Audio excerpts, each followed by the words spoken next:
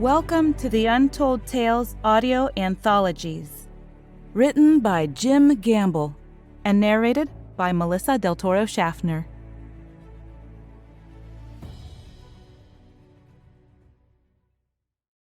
Family Matters. The comet crossed the orbit of Jupiter from 20 degrees above the ecliptic, as it had uncountable times before.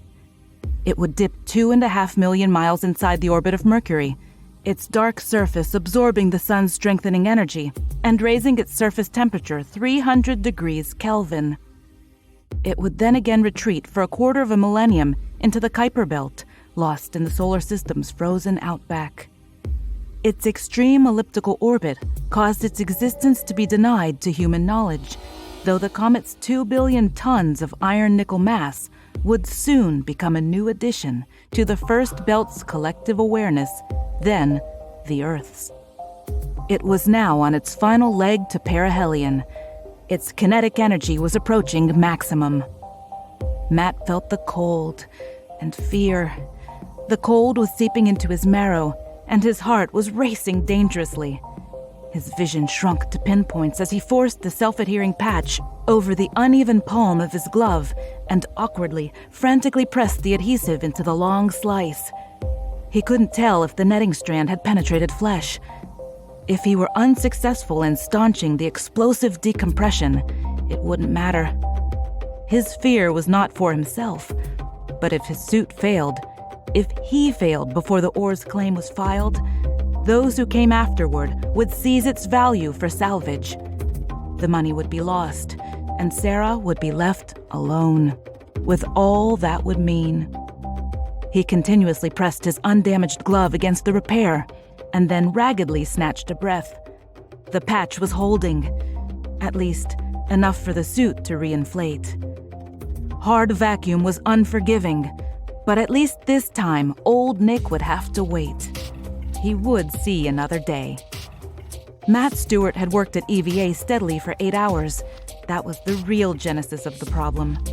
His suit's Delco pack and the air scrubber's warning lights were angrily burning, and his own last measure of energy was spent. Slowly recovering, he headed for the least finagle-cursed single ship, a poor excuse for an asteroid mining vessel in comparison to his own customized Omega-class Stinger. With chagrin, he mentally corrected himself.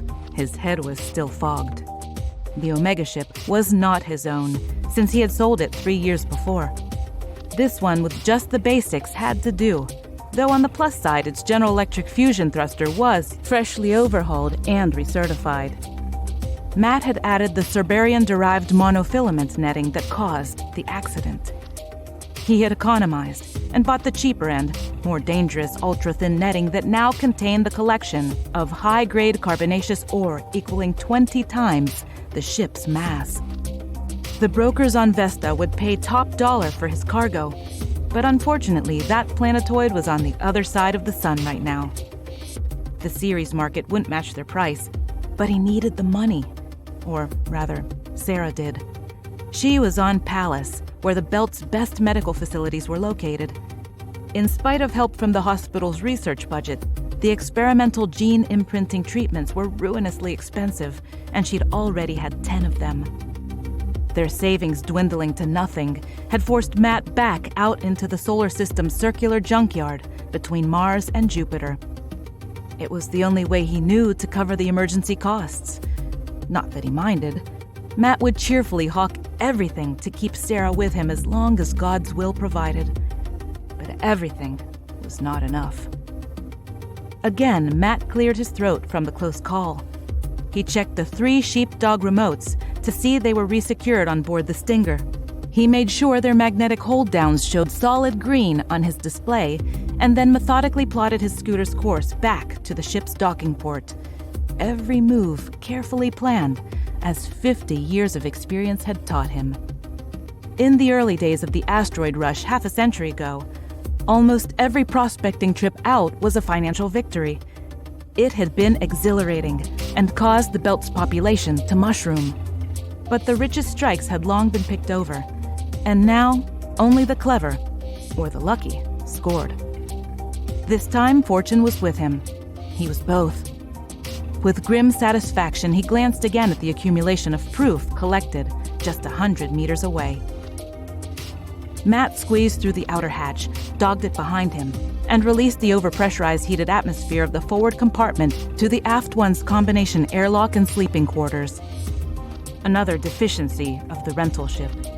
It took an irritating 15 minutes every time for the lower cabin to reach a safe temperature so that accidental skin contact with a bulkhead wouldn't peel off a frozen layer.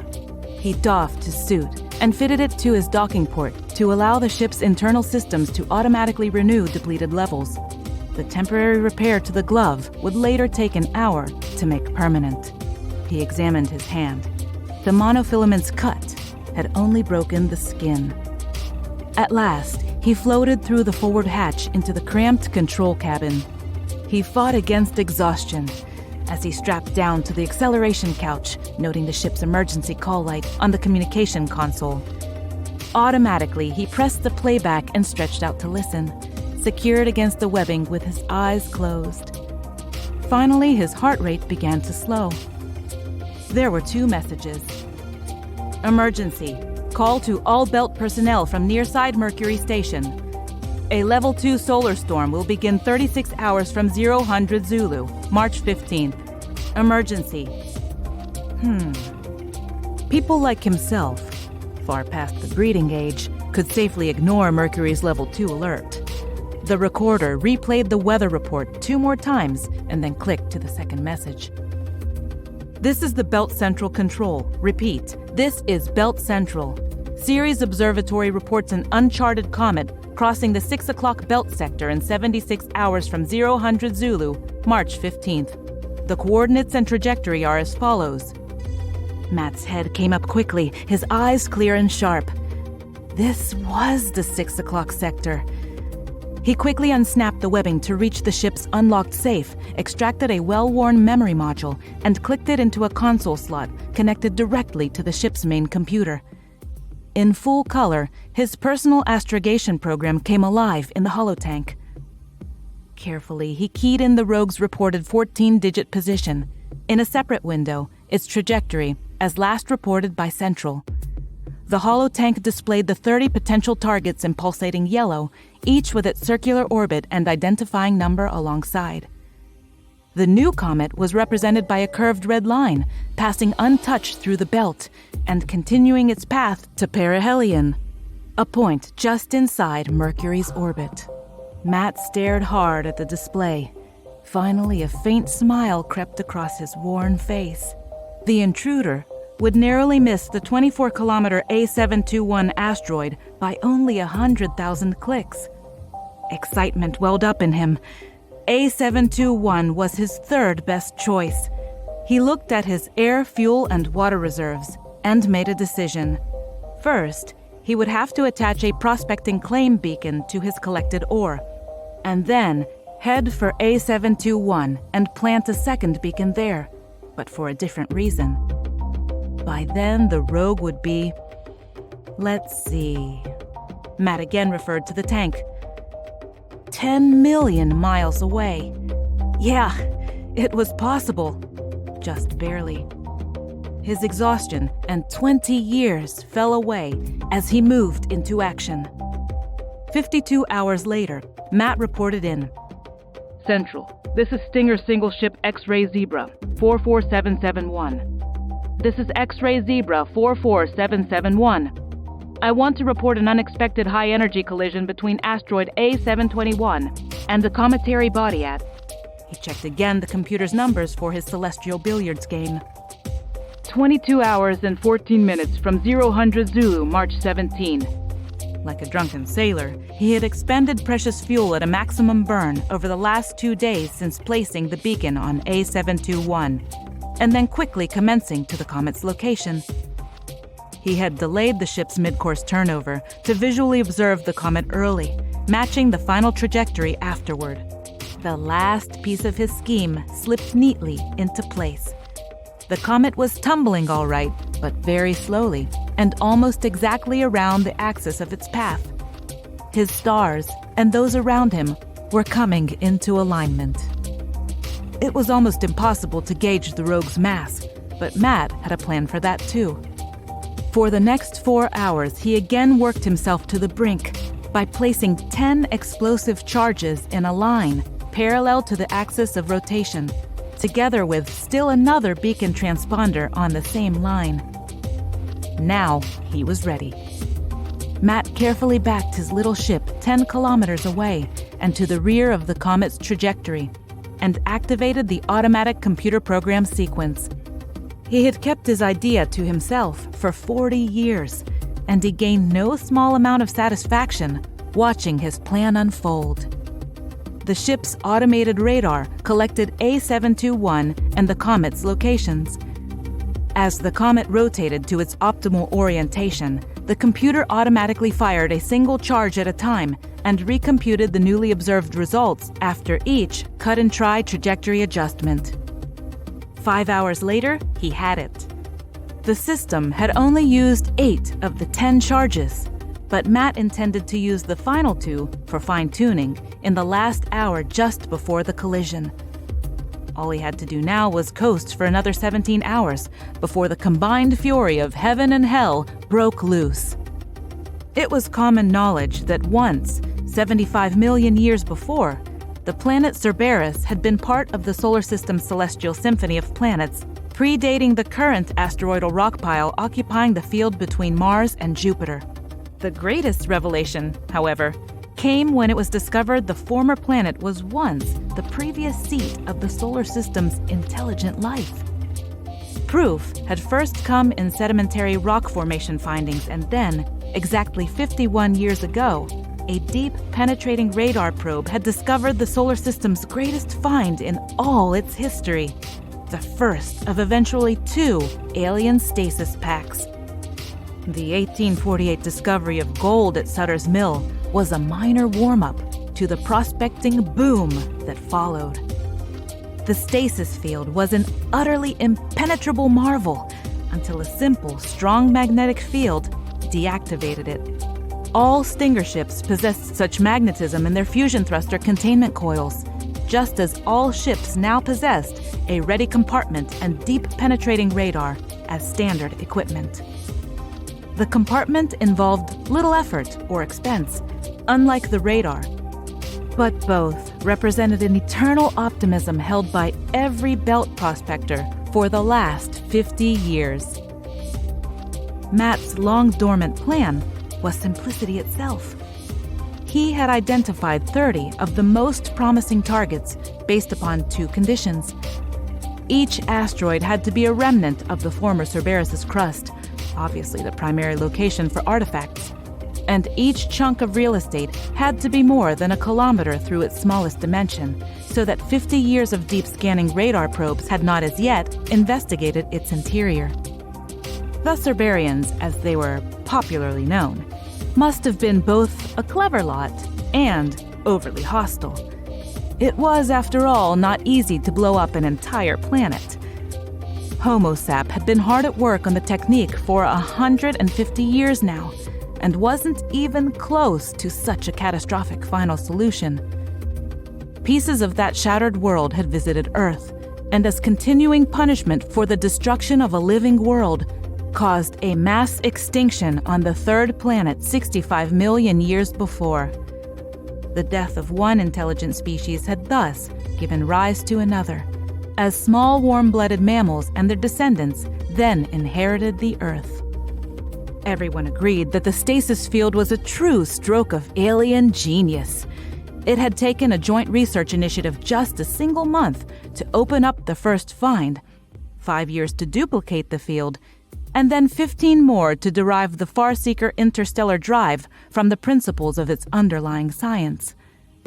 The public had been amused to find that after exhaustive research, the 2 historic discoveries were, unimaginatively, simple refrigerators. The first was a reach-in single cubic meter food box containing 16 famously documented items. The second, found 8 years later, had been a far larger walk-in food storage locker. The 2 artifacts had been treasure troves for geneticists, plant and animal biologists, materials engineers, and physicists. The overhead lighting strips in the walk-in locker alone provided the basis of an entirely new solid-state voltaic industry.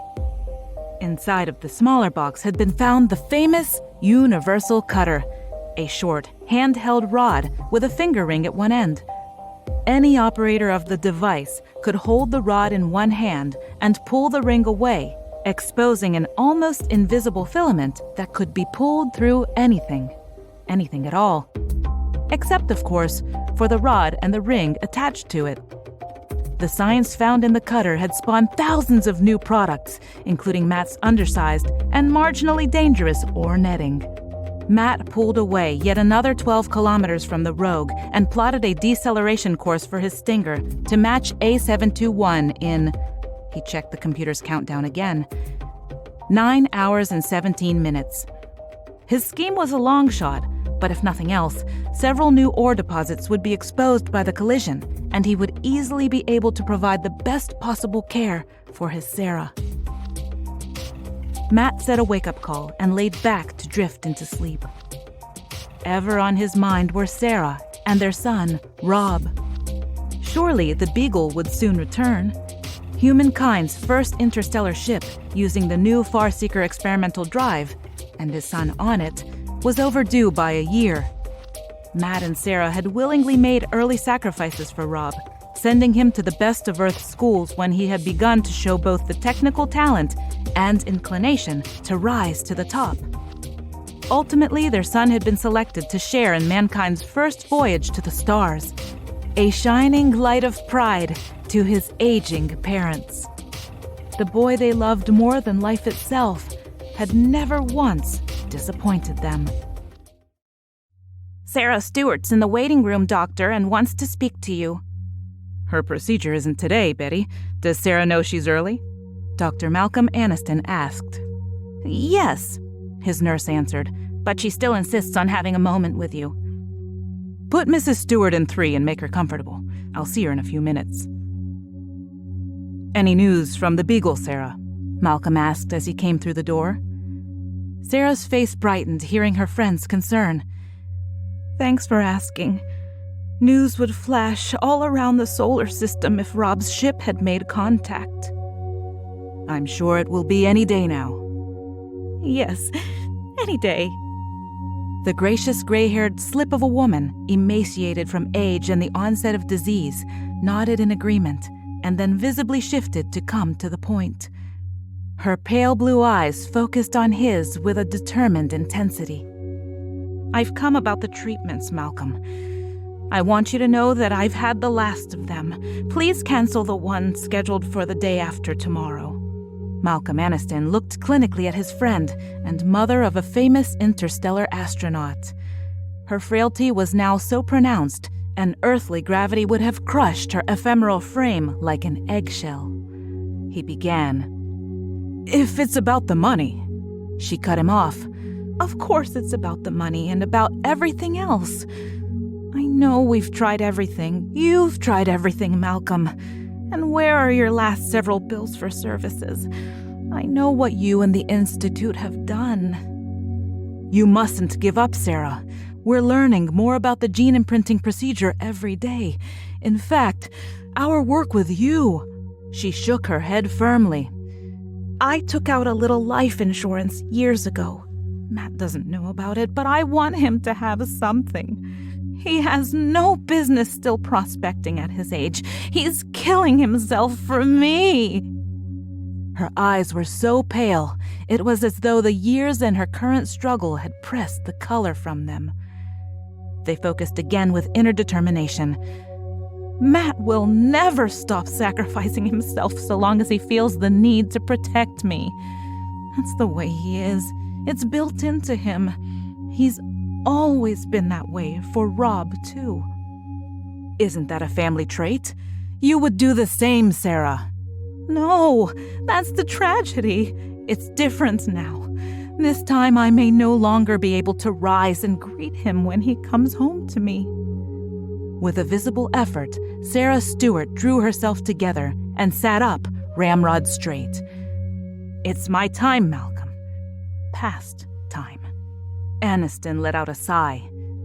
It was a tragedy when the vessel could no longer hold a soul so brightly burning. When this woman passed, the void beyond would be filled with a special spirit. Matt had been in constant deceleration for hours.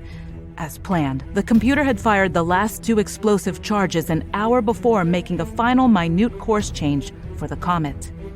The bullet was now headed for the exact center of the pickle barrel.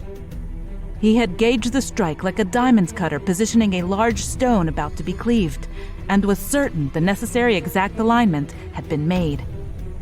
His ship was nearly at rest with the A721 target, and he was poised to watch the hit. It had been 20 years since a high-energy collision had taken place anywhere inside the solar system, and Matt was preserving the drama of the strike with recording equipment. His observation from a catbird seat would be a highly valuable commodity to both the scientific community and the public news services. He stared intently into the holotank set on its maximum magnification. 3, 2, 1. A mighty blow from the hammer of Thor struck A721. Instantly, a cosmic plasma welder lit his atomic torch, sending a pencil of white fire back along the rogue's trajectory, striking his single ship a glancing blow. The combined orbit of A721's 3 new separate masses was changed, and the resultant trajectory of each of the calves caused them to slowly drift apart. Much had happened in the last 3 hours. Matt had assessed the damage to his ship and then maneuvered close enough to scan his workmanship using the ship's penetrating radar. He knew the chances were low for a new artifact discovery and had tried to control his expectations. When the steadily shining signature of the stasis field bounced back to the ship's sensors, his body had involuntarily jerked toward the screen in utter surprise.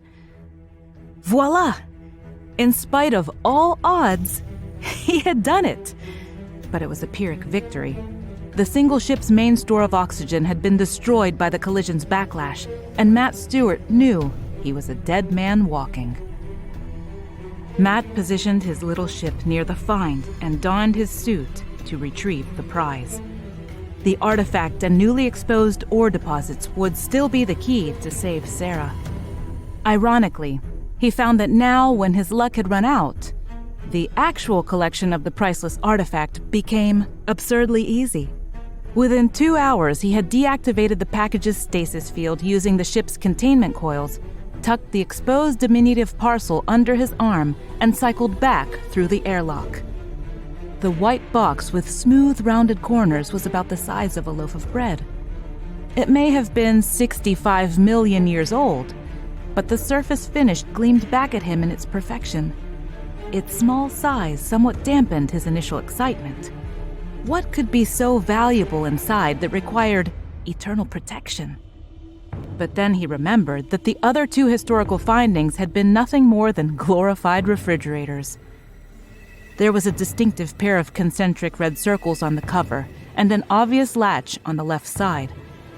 Matt stuck his finger in it and pulled.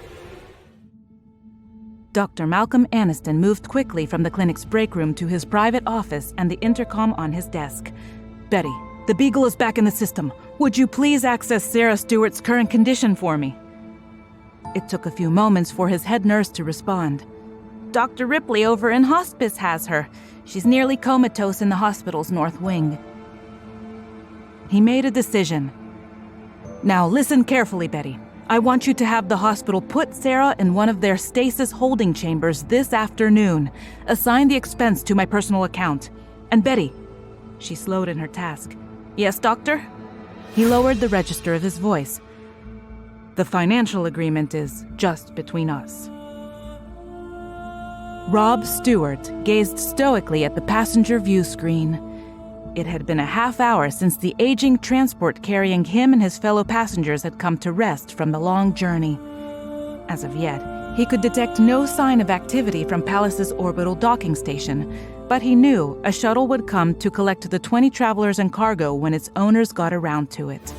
Very unlike the reception the Beagle had received a month before on Earth. Rob had been informed of his father's death, and shown a news piece of his bold prospecting venture. He had seen the popularized documentary version previously circulated around the system and had been astounded, as had others, by his father's last hurrah. The money from the video clip and the registered prospecting claims were the brass ring, now arriving too late, that his father had sought for 50 years. Matt's body had been cremated without the family attending.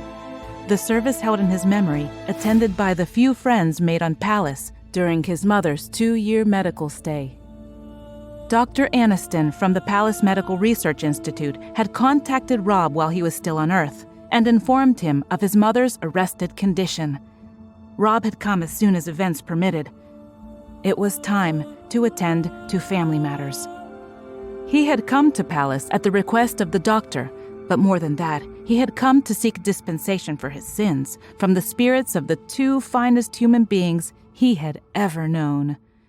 The now famous documentary about his father had told a story of bold adventure, but Rob knew the true story was about sacrifice. According to the doctor, his mother had suspended her medical treatments to offer a little life insurance for his father's remaining years, and at the same time, Matt had creatively given up his own life. Accidentally, of course, in sacrifice for his lifelong companion. Rob also knew that decades before, the two had, in the same spirit, gone far into debt to advance his own career. Rob Stewart stared unseeingly at the view screen, the beginnings of outside activity not registering on his consciousness. He was deeply ashamed in his homecoming. He had sullied the family name and betrayed his parents' trust. The deaths of 3 of his shipmates had been his own negligent fault, even though the Board of Inquiry held aboard the ship had absolved him of direct responsibility. The news services may or may not pin him with accountability, but the truth would gnaw at him forever. A raucous announcement jolted him from his reverie, informing all passengers to make ready for departure. A shuttle would soon arrive and offload the cargo and travelers to the surface. "Thank you for all your help, Dr. Aniston," Rob said. The doctor's black eyes stared back at him. "Your mother has passed the point of no return for the continuation of her treatments. I simply thought she could be saved to see her son. I hope I have not presumed too much." Rob knew with complete certainty that this man's concern for his mother was genuine. "Of course not, sir. To the contrary, you've been extraordinarily considerate." The doctor picked up a sack on the floor by his side and handed it to Rob. "When your father's single ship was recovered, the salvage people found this package. It was obviously a personal matter. The package was forwarded to me to pass on to the family. As you can see, a letter from your father is fixed to the outside. It's addressed to your mother. We thought it best to keep it for you." "Thank you, Doctor. I'll leave you alone if you'd like to read it here." "Yes, of course." After the doctor closed the door, Rob opened the sealed envelope containing his father's final message to his mother. He read, "My dearest Sarah, I must be brief because all air in the ship will soon be gone. Those who bring you this letter and package will tell you of the success of my prospecting venture. It is my greatest regret that they cannot bring with it, in some way, a true representation of the love I've had for you all these many years. And my darling Sarah, they won't tell you about the stasis field artifact I've found that you now hold in your hands. More than anything, I wanted to be the one to bring this source of health renewal to you. It's a first aid kit, Sarah, and its value is beyond description. Please open the cover and look inside." Rob was stunned by the revelation. There had been no mention of an artifact find in any of the documentaries about his father. He momentarily put down the letter and tore open the wrapping paper. Trembling, he held in his hands the perfectly preserved ancient artifact delivered from geological ages past. He reverently ran his hand over its smooth, perfect surface. It felt warm to his touch. At last, he snapped open the alien box's front cover noted what must be instructions written in an unreadable script inside the lid, and then concentrated on the opposing face. A knob inside a sliding grove presented itself with 3 main positions.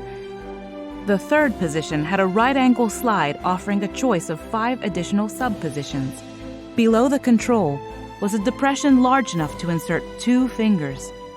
Reluctantly, Rob placed the open box on his lap and resumed reading his father's letter. The kit contains an intelligent virus that is capable of invading the system of almost any biological organism, arresting trauma, and restoring the patient to perfect health according to its own DNA blueprint. I just tried it, Sarah. As I write this, I am watching in a mirror to see a decade of my age roll back, and a cut in the palm of my hand close up and smooth over. It will all come too late for me, my dear, but with God's help, not for you. Sarah, you have always been the strong member of our partnership and must carry on and be there for our son when he returns.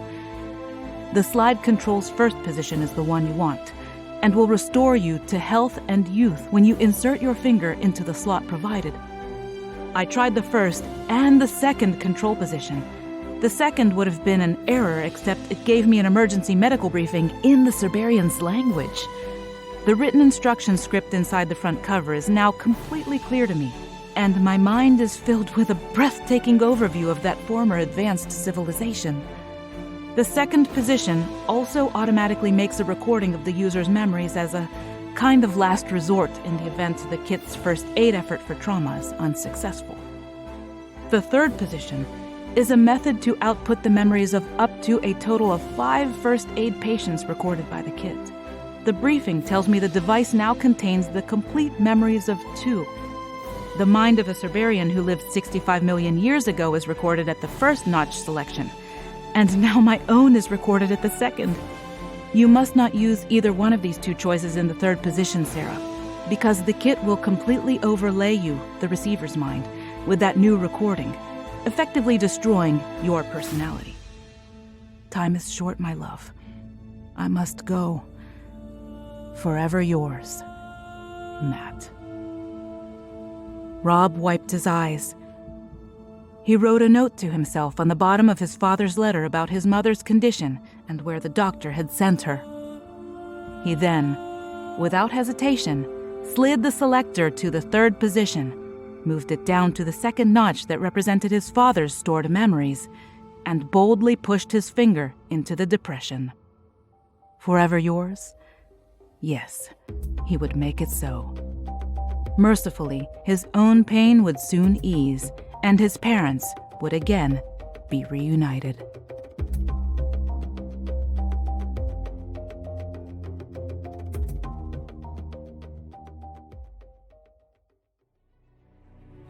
It's a new season, and we have some new authors and new storylines that will absolutely delight you. And as you know, we absolutely love our listeners, fans, and patrons.